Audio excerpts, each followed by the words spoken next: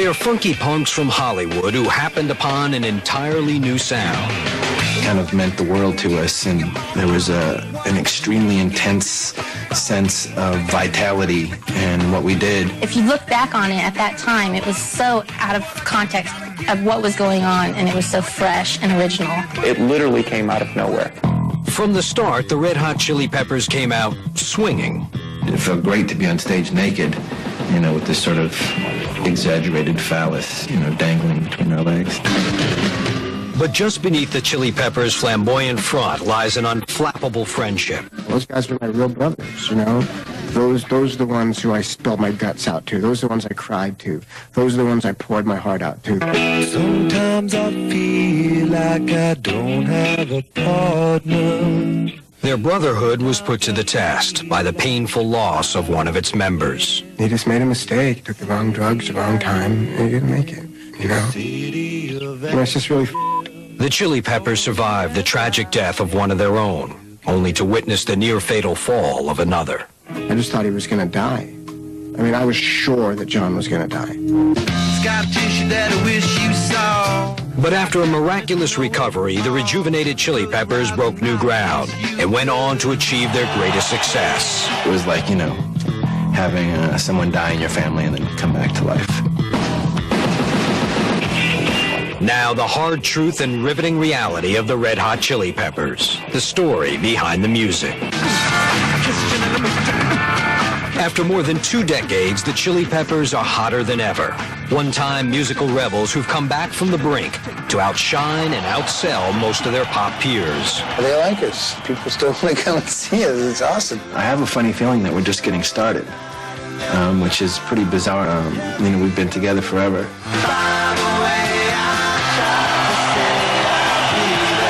Today, they're a global sensation.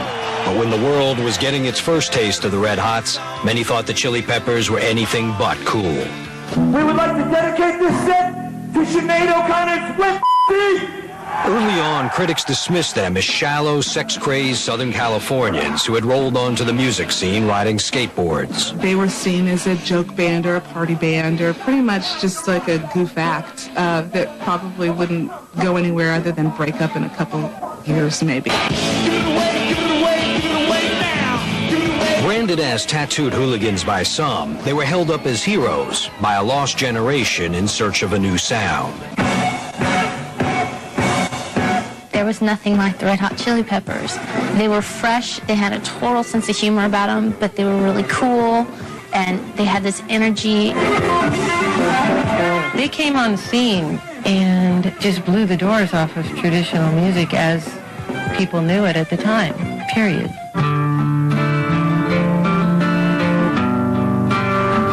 The Peppers say their unique sound and unusual strength comes from a special bond, a link that formed in childhood and has grown with each passing year. We loved each other. We were family, and because of that, we were able to create this band. Michael Flea Balzery, Anthony Kiedis, and Hillel Slovak began their brotherhood in Hollywood back in '78. Anthony and Flea were just 15 when their worlds first collided on the campus of Fairfax High. I first met him, I had a kid in a headlock, and I was like, I'm going to kill you. And I went up to Flea and I said, if you lay another hand on him, I'm going to have to rough you up. And he looked so mean, I laid off him right away. And anyway, we ended up sitting next to each other in driver's ed class in high school. They became very close. I remember Michael coming home and saying, I met someone I can really talk to. And they were pretty close. Well, I guess they've remained it all these many years later. When Anthony met Flea, he was already a star of sorts. Flea's music teachers believed he was the most talented trumpet player they'd heard since the legendary Herb Alpert, who'd attended Fairfax High decades earlier.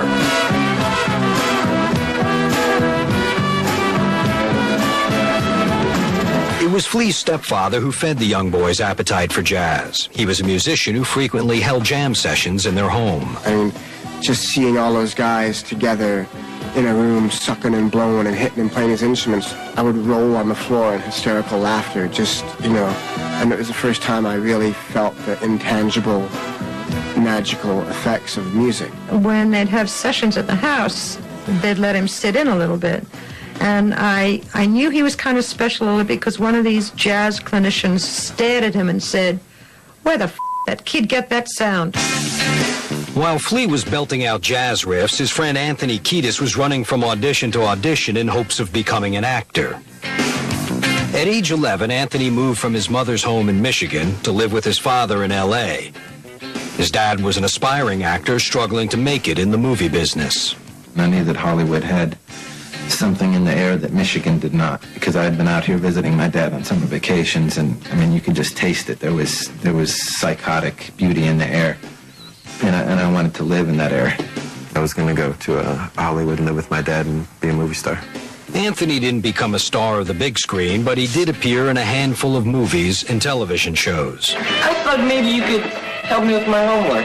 Yeah, you know, like you did with Frankie. Come on, it's Oliver School. You have been voted the girl most wanted to do homework with. He was often cast as a streetwise kid, a role that, thanks to his dad, Anthony was well suited to play. When I came out to California, my dad was very involved in chasing girls and having different girlfriends, and very open about his sexual existence.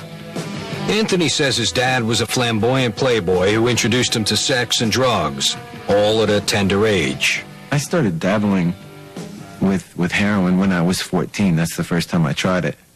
And it was kind of by accident, actually. I thought it was cocaine.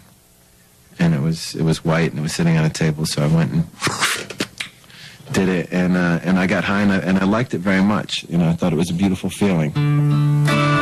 Anthony was far more schooled in the ways of the world than most of his friends at Fairfax High. But for the most part, he was still a typical teen who liked hanging out with his buddy Flea and their mutual friend Hillel Slovak. Hillel and I and Flea, we were actually really a trio. And we just spent a lot of time listening to music together, getting high, you know, talking about life, going to the mountains, going to Yosemite, going on these backpacking trips, just really becoming, you know, lifelong friends. From day one, James Slovak says his older brother Hillel shared a special chemistry with Flea and Anthony. All the people that I've seen, nobody is like those three. And they just found each other, and maybe it was fate. Growing up, Hillel and James shared a bedroom. Money was tight in the Slovak home. But when Hillel was 13, he was given a guitar for his bar mitzvah. He would play all day long, listen to Jimi Hendrix and Kiss. Those were his two biggest bands. And I would go to sleep around 10 or 10:30, and he would still be playing guitar in the room. And I'd beg him to stop because I need to go to sleep, and he'd play for another 2 hours.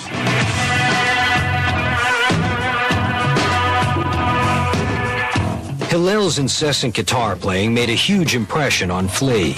At the time, I didn't like rock music at all. When I was a kid, I just thought rock music was for idiots. I liked Louis Armstrong, Dizzy Gillespie. I wanted to be a jazz trumpet player. He's the first person who got me to listen to rock music. He says, like, this is Jimi Hendrix, listen to this, and Zeppelin, and, you know, and I was like, wow. When they were 16, Hillel taught Flea how to play bass, and soon they started a band. Flea loved playing with Hillel a lot, and they had a supremely magical musical connection that you know, doesn't really happen that often. Anthony, Flea, and Hillel graduated from high school in 1980, but the friends remained inseparable.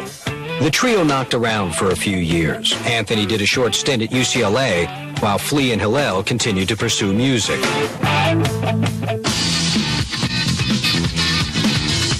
Then one night in the summer of '83, Anthony, on a whim, joined his friends on stage. The band improvised while Anthony rapped a poem he'd written entitled Out in L.A. Something very volcanic occurred when we all went up there, and we had no idea what to expect. It was just for the hell of it, and it was so much fun. Something really special happened that night. We had one song and played for 3 minutes, you know. The club owner said, I want you guys to come back, I want you guys to come back. And we came back and played. And we had like 3 songs this next time. And literally it was like lines around the block right away. Out of that single impromptu performance, the Red Hot Chili Peppers were unexpectedly born. Accidentally, they created a whole new genre, a potent mixture of rap, funk, and thrash that launched a revolution in rock. Next, the Chili Peppers sound falls on deaf ears. You know, I used to play this music for, friends of mine, and they would just be like, what is that? Oh, you gotta be kidding. And later, heroin takes hold. You know, when we started doing hard drugs, we never thought, oh, this is dangerous, or oh, this could kill.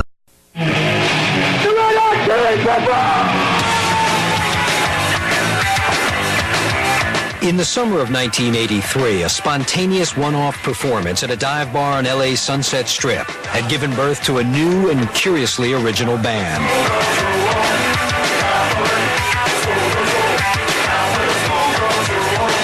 It was just wild. We were out of control. We were wild. The band was out of control. Everything we did was over the top, and that music was a part of it. Literally overnight, the newly formed Red Hot Chili Peppers became the darlings of Hollywood's underground club scene. Then in the fall of '83, they pulled a stunt that thrust them into the limelight. We were playing a place called the Kit Kat Club, which was a strip bar. And I think by this time maybe we had 4 or 5 songs. They may have been short on songs, but the boys rose to the occasion when the crowd begged for more. For their encore, Anthony, Flea, Hillel, and drummer Jack Irons returned to the stage sporting nothing but tube socks. And so we were backstage and we were all nervous and excited and, should we do this? Should we do this? Yeah, let's just do it. Let's just do it. I saw the first sock deal, the very first one, and it's one of the most amusing things I ever did see in my life. It felt great to be on stage naked, with this sort of exaggerated phallus, dangling between our legs. And there's always the element of danger because, someone would reach up and grab the sock off her. It was a gas. Word quickly spread of the Red Hot Chili Peppers' outrageous display. Within weeks, they were performing to sold-out crowds at LA's hippest clubs. When I first saw them play, I'd never seen such freedom on stage. Flea was playing so aggressively that he'd worn a hole in his thumb. And he was literally screaming in pain between each song because it hurt so bad. And someone kept coming out and pouring crazy glue into the hole. Flea's unique style of slap bass, fused with Hillel's searing guitar work, gave the band a sound never heard before. Hillel was very magical. He was an amazing musician. Hillel. He had this style that was very his own, very unique. I loved Hillel. We all did. He always wanted to create new music. It was all about creating a whole new sound. He didn't want to be like everybody else. By the end of '83, the Red Hot Chili Peppers were the most talked-about band in Southern California. And to the surprise of their critics, the Chili Peppers landed a record deal just 6 months after they first rocked in their socks. Red Hot Chili Peppers landed a deal with an EMI subsidiary, and it was like, what? How did that happen? I don't get it. Over the next couple of years, the Chili Peppers released 2 albums. The first, they say, failed to capture the essence of their sound. So for their second album, Freaky Styley, they recruited legendary producer and funk master George Clinton. I wanted to be on the scene with whoever was going to be doing the funk when it came back and be not old school, but part of what was happening then. And the Chili Peppers was that raw, straight out, free your mind, your ass will follow.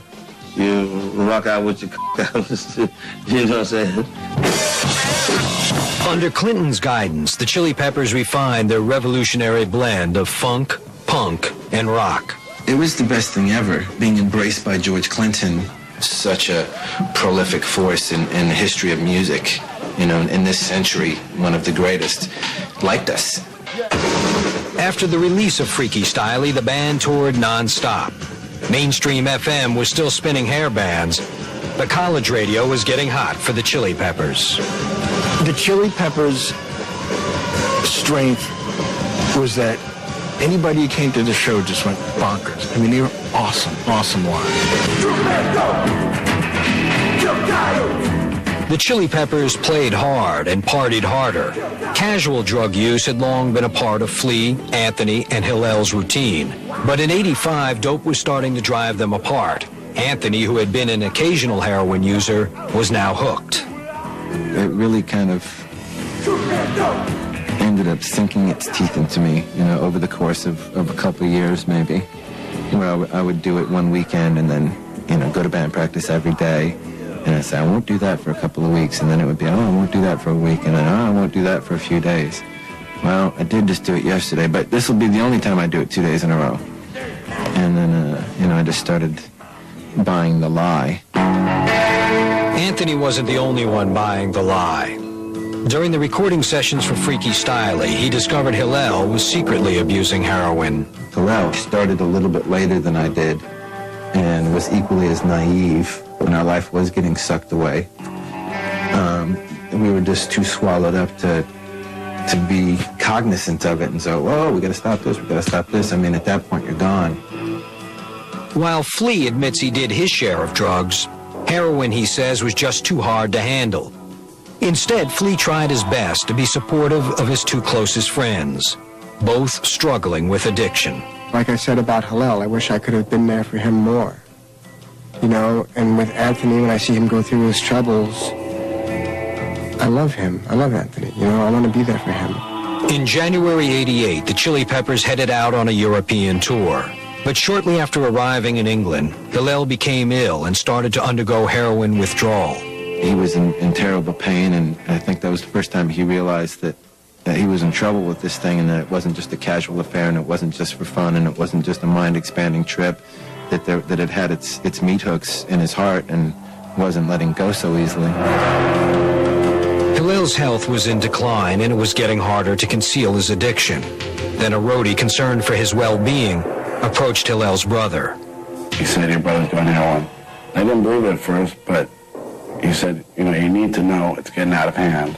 No one wants to tell you. So I confronted my brother about it. He begged me not to tell my mom, so I didn't. I would have told my mom if I had a second chance. Later, fans get hot for the Chili Peppers. I think everybody in the audience felt like they were in on something that maybe everyone that wasn't there was kind of missing out on.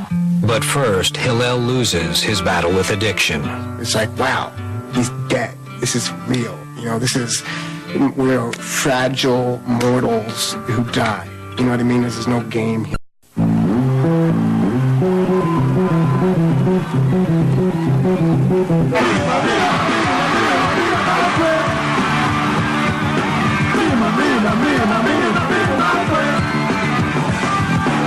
At the beginning of 1988, it looked as if it was going to be a breakthrough year for the Red Hot Chili Peppers. Their new album, Uplift Mofo Party Plan, was outselling their previous two records, and their shows were drawing big crowds.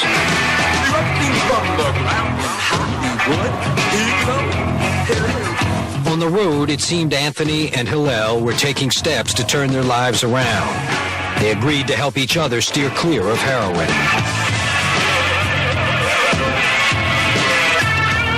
I had mentioned it to Hillel. I was like, you know, Hillel, I think we should both seriously look at being clean. And we talked about it, and we thought we're both going to perish. You know, we're going to lose the band. And we thought, yeah, we really should, because we'll have a lot more fun and we can make a lot more music and life will be better without it. Entries in a journal reveal Hillel's desire to stay clean. James Slovak says his brother's diary outlines his devotion and love for music. How I know my brother was hurting to get off of drugs is he writes stuff like this. He says, F drugs. Music is my destiny. Even though I don't necessarily feel it now, I know soon I will feel that this experience will make me stronger.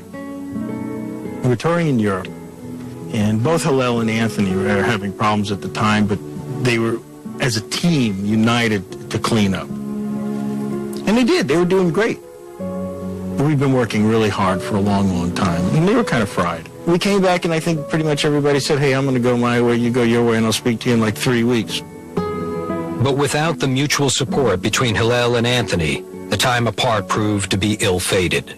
When we got back from playing, we were pretty much just on a clean-headed level. And we both disappeared into our own worlds of getting high again.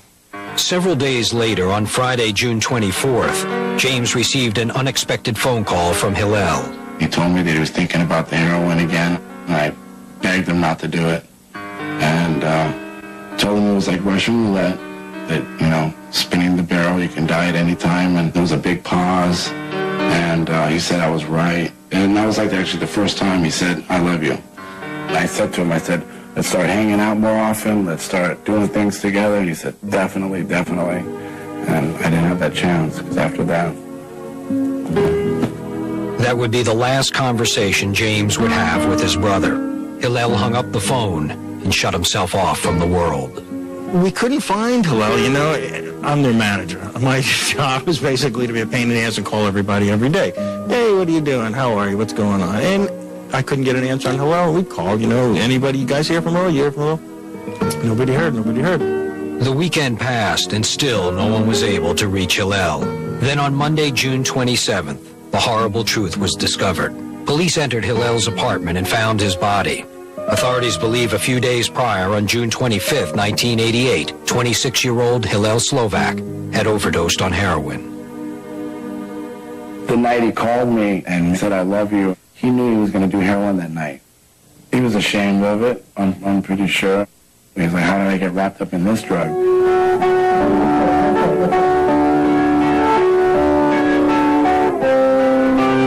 I was going through a hard time, and, you know, he just made a mistake, took the wrong drugs, wrong time, and he didn't make it, you know.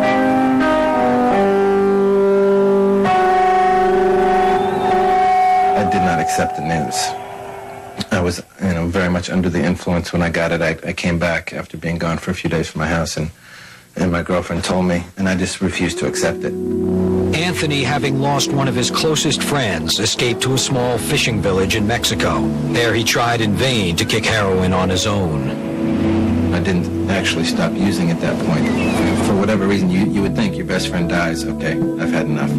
But it doesn't work like that, at least with my experience. 10 days later, Anthony returned to Los Angeles and checked himself into drug rehab. Though it would be a lifelong battle that he wouldn't always win, Anthony was determined to stay clean. I got back from Mexico and got out of the hospital and, you know, one more time said, okay, I'm going to be cool now. And then it was Flea and Jack and myself and our manager, Lindy, sitting on a sailboat in the Pacific Ocean. And we decided to talk about what we were going to do. Saddened by his friend's death, Jack Irons quietly announced that he was leaving the band. And he left, and sort of Flea and I looked at each other and we said, you know, what do we do? My friends are so depressed. After losing their guitarist and drummer, only two of the Chili Peppers' four founding friends remained. But Anthony and Flea decided to carry on.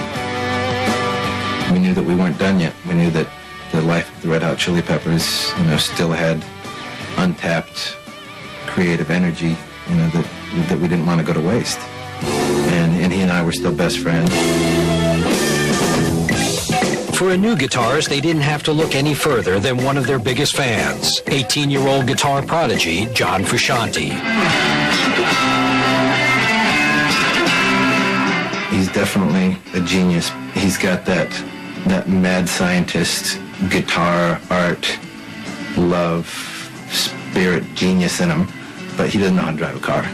He doesn't have a credit card. You know, he doesn't function in the same road with the rest of the world, which is what makes him great. When I first joined the band when I was 18, Flea and Anthony called me up. I kept real cool when I was on the phone with them, and then I hung up the phone and I screamed, "Calling the Red Hot Chili Peppers!" And I ran across the house and I jumped up on a wall, and there was like these footmarks on the wall of that apartment. With John Frusciante on board, it was time to find a new drummer. The hard-hitting Chad Smith was the last of more than 30 to audition. We just started playing, and we had this connection, like, right off the bat, a musical, like, explosion that happened. I'm yelling, I'm playing, I go, come on, let's go! Ah! I'm yelling, please, we're playing. And literally a month later, I'm standing out on the rocks in Malibu with a sock on. Here I am on the rocks with the sock on my dick. I'm in the band now. Just as quickly, the newly formed foursome was in the studio recording the band's fourth CD. Released in September '89, Mother's Milk became the Chili Peppers' first gold album.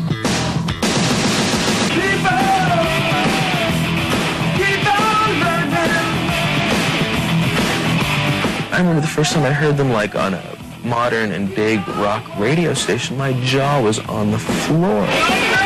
In the mid-'80s, man, it was inconceivable. Mother's Milk was a great time. We were touring like crazy. We were absolutely rocking, feeling really good.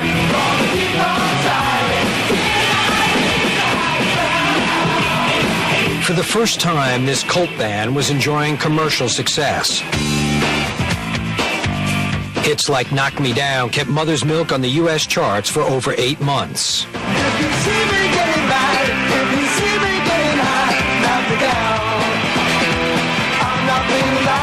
I think that song kind of, for me, totally embodied the spirit of the album. It was very triumphant. And, you know, Chili Peppers were doing their thing for years. And then I think everyone else kind of caught up to what we were doing.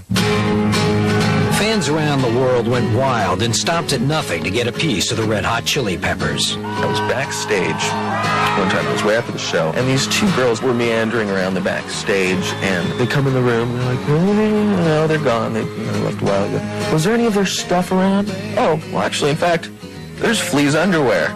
They used to just play nothing but a pair of, like, tight white underwear. And I swear to you, these girls dove for it. It was like, you know, going after the bouquet, you know, they're like, they dove for it, and they're like playing tug of war, and one of them finally rips it out of the other one's hands, takes it, squeezes it, drinks this man's sweat off of his underwear, and says, now I have a part of him inside of me. I mean, to this day, you know, I just...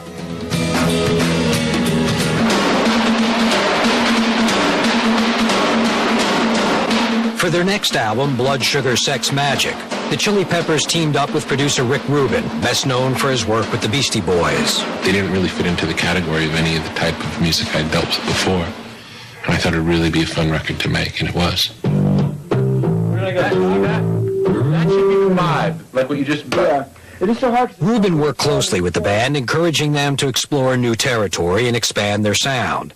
That collaboration gave life to some of the most influential music in decades.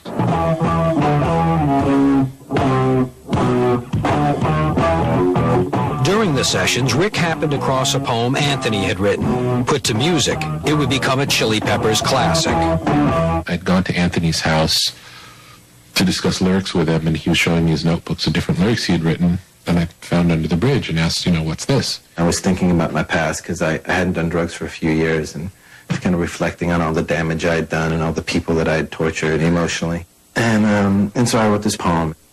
I could just tell that he was opening his heart. And they were beautiful words. And it wasn't a song yet. All it was words on a page. You could just tell from looking at the words. They were special. I think he was touched by it. And he said, why don't you go in and sing it to him? And I thought, okay. You know, it's very personal and kind of revealing and, you know, a little bit embarrassing, but I'll go in and I'll sing it to him. And I read it to him, and I sang it to him, and I probably sang it out of tune and, you know, using 3 different keys at the same time. But they heard what I was trying to express, and instead of laughing, they both went to their instruments and just started playing. It's hard to believe that there's nobody out there. It's hard to believe that I'm all alone. At least I have her love. The city, she loves me. Lonely as I am, together we cry. Released in October '91, Blood Sugar Sex Magic would go on to sell more than 8 million copies. It was truly a landmark album. And to support it, the band embarked on a marathon world tour. The Red Hot Chili Peppers were now playing stadiums with passionate fans. Every single person, every mother in this whole place, every single boy and every single girl has to take off their shirt. If he said to, like, take your shirt off and spin it in the air, everybody in the audience would do it. And wave it around their head like a wild helicopter like this for the whole song. Don't stop until the song is over. To me, that was like, wow, how does it get everyone to listen to him, you know? It's just so intense, like, to see that power over everyone.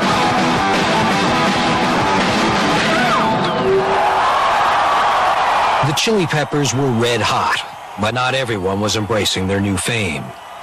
I just didn't like the way everybody was responding to the success that we were having. I was confused myself about how to deal with it, as everybody was. As the tour wore on, John grew increasingly disenchanted and distanced himself from the rest of the band. John was just up there like he didn't give about anything, you know? And you can't be in a group and not care. It's going to show. And it did. A lot of the shows were terrible.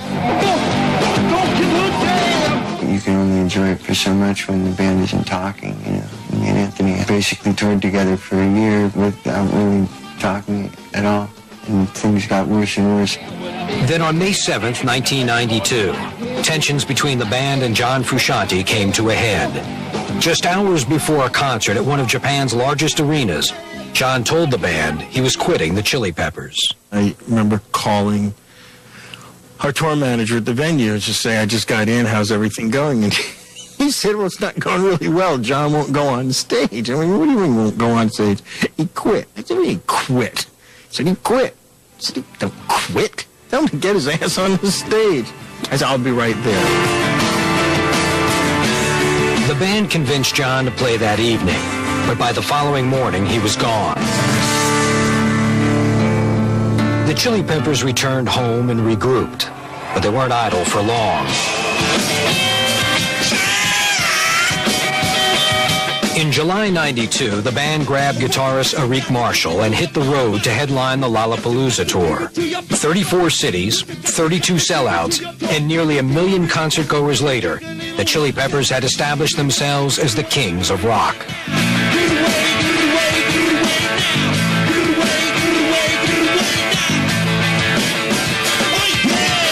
It was great. We played Lollapalooza. We had a blast. You know, there's no tension. It was like, let's have fun. And we went out and had a lot of fun.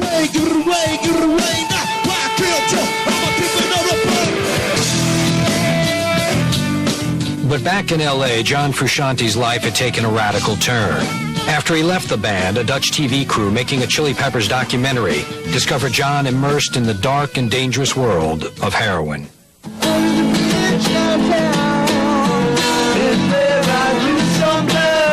He said he had never so much as sampled the drug before leaving the band, but in a few short months, heroin had taken hold of his life.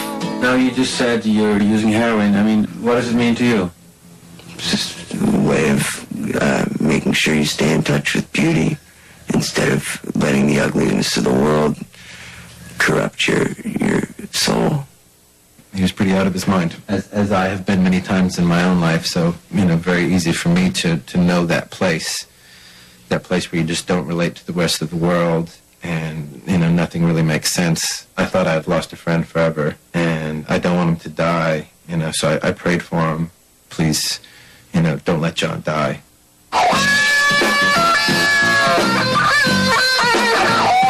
With no hope of John Frusciante ever returning, Flea invited Jane's Addiction guitarist Dave Navarro to join the Chili Peppers in September '93. No, I know I'm new, but you think you can get the door? The new lineup headed into the studio, but by all accounts, recording was a shaky process. The band had trouble adjusting to Dave Navarro's musical style.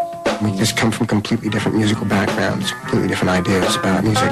Dave's a great guy. You know, he's really smart. He makes a great rock star.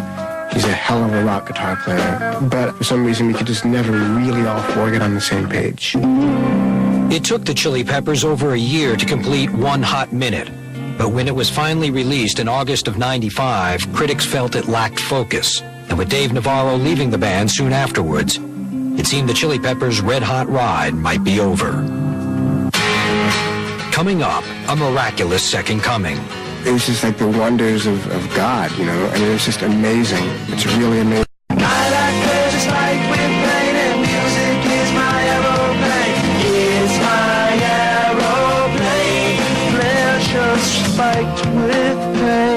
From day one, it's been an amazing, if not a peculiar chemistry that ignited the Red Hot Chili Peppers' passion. It appeared that nothing could extinguish the band's fire. But after John Frusciante's abrupt departure and rapid descent into heroin addiction, the Chili Peppers seemed to lose some spark. When you have that experience, that ultimate intimacy experience, as we had with John, I think you always crave it.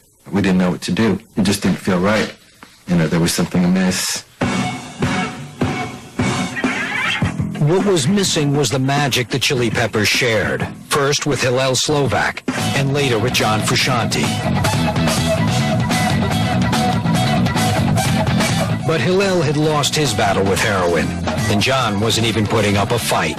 I stayed in touch with him through the whole time, and, you know, it was difficult to be around him in that time. I just thought he was going to die.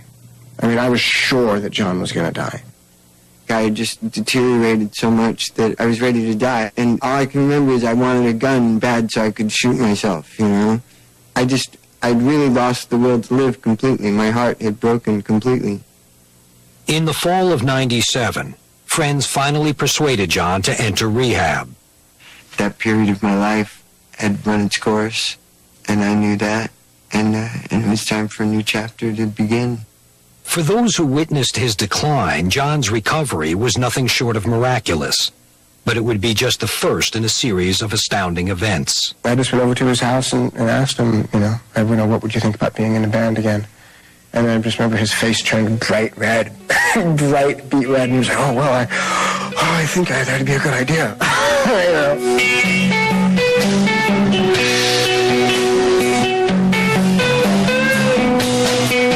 In April 1998, after a 6-year absence, John Frusciante reunited with the rest of the Red Hots, and the band embarked on a new chapter. Now he is like the most focused, dedicated, awesome, awe-inspiring artist that I know. I mean, it's like someone who I'm absolutely challenged to play with because he's so good, and he's so smart, and he's so on it, and it's just amazing. It's really amazing. We're not taking it for granted and really, realizing what we've got and how special it is. It was really the best. It was like, having someone die in your family and then come back to life.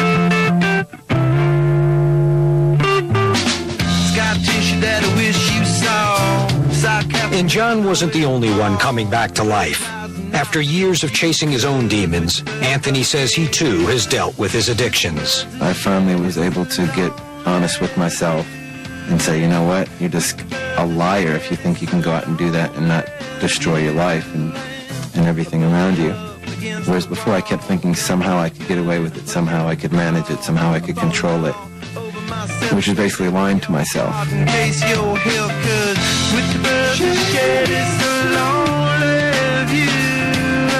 In the summer of '99, the rejuvenated Red Hots released their 7th album, Californication. The record was peppered with bittersweet songs inspired by the hard lessons the band had learned.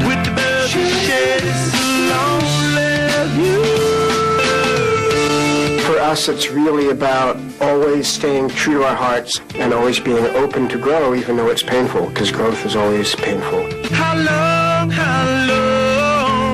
I slide? For the Peppers, pain paid off.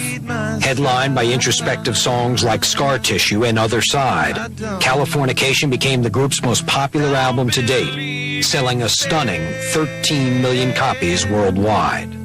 With the release of Californication, the Red Hot Chili Peppers re-emerged as a vital act. Nobody would have expected it. At that time was the peak of this teen pop craze. It was very surprising, actually, because we'd kind of not been around for a while.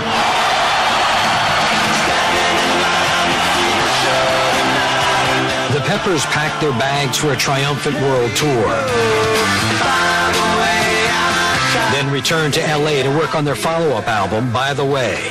It is set for release in July of 2002. We spent a lot of time in the rehearsal studio just going over every note and trying to find the most simple, beautiful way we could to express, the most complex feelings. The music we've done now has surpassed my expectations of what I would have thought we were capable of doing. We don't have any limitations on ourselves anymore. To the Red Hot Chili Peppers, it is only the latest chapter in a long journey. One that began back in high school when 3 boys built a friendship with their insatiable enthusiasm for life and music. I think that if Hillel could look down and see what we're doing today, I think he'd be incredibly proud and happy for us, because even though he never really got to experience this aspect of the dream, I think he'd be down for it.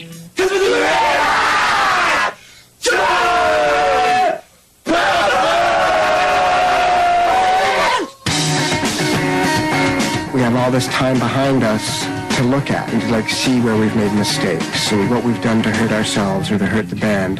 And it's like now we can be together and like we know the bottom line is the love and respect for ourselves and for our music.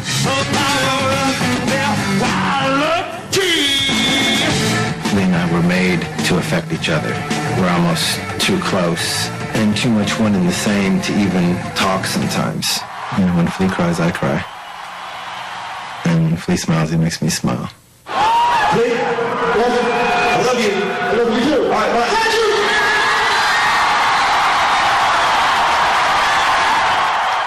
It's understood